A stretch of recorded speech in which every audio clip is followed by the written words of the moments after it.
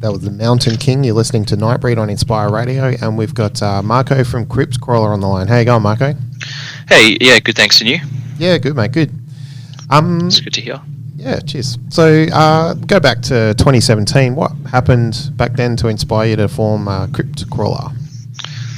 Yeah, so pretty much I was in a bit of a more hardcore-ish sort of band before this, and then I pretty much really wanted to do a death metal band at some stage because that's what I was like, a lot more my music tastes were gearing towards that.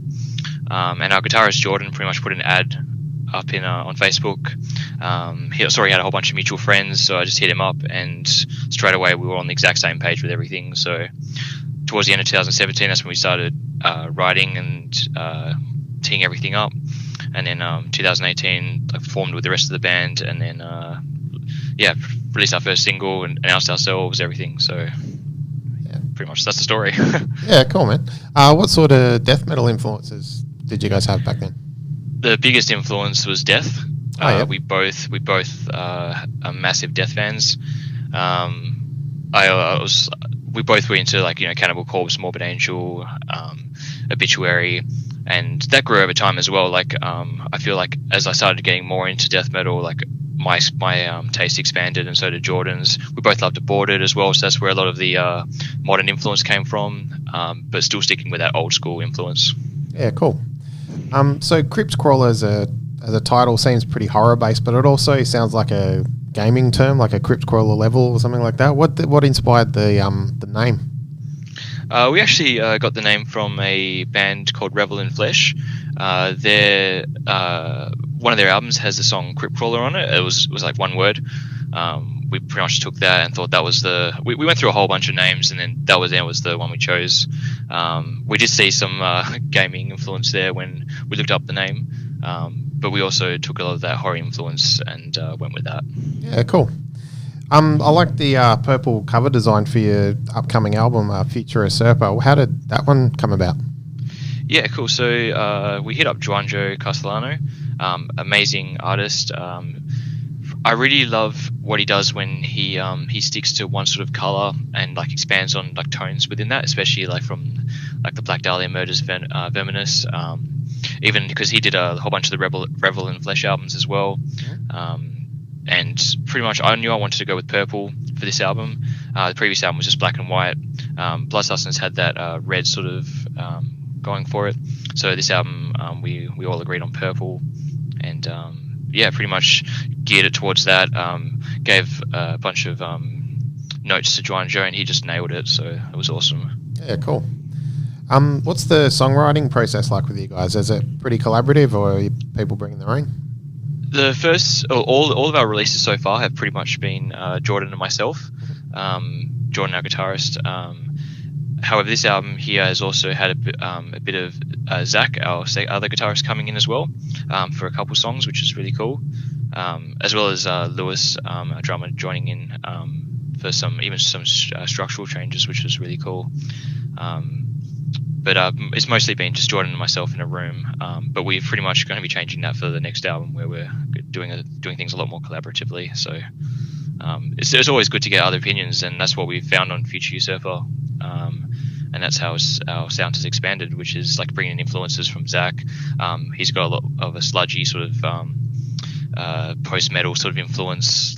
Jordan and myself obviously bring a lot of the death metal, and yeah, pretty much just the blend is sick. So yeah, cool.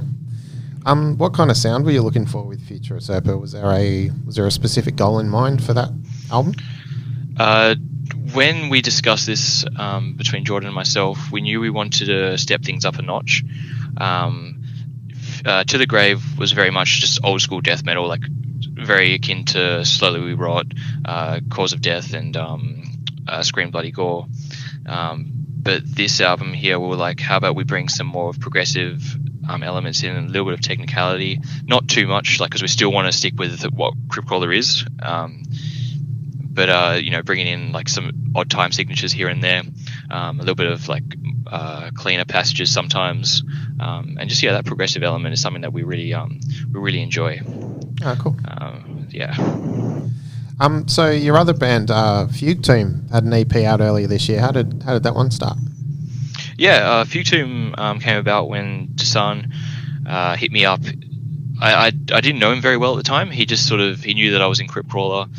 Said he had a whole bunch of sludgy doomy tracks, and he needed a vocalist. At the time, I was just like, yeah, sick. I'll jump onto that.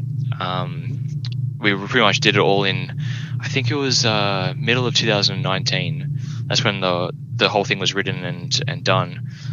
We had a few delays along the way. COVID obviously delayed a lot of things as well.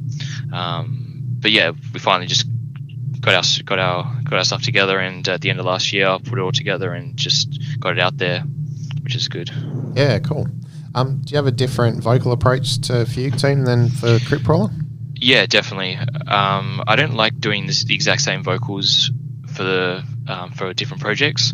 I want to make sure that there's a bit of a bit of a difference between each one.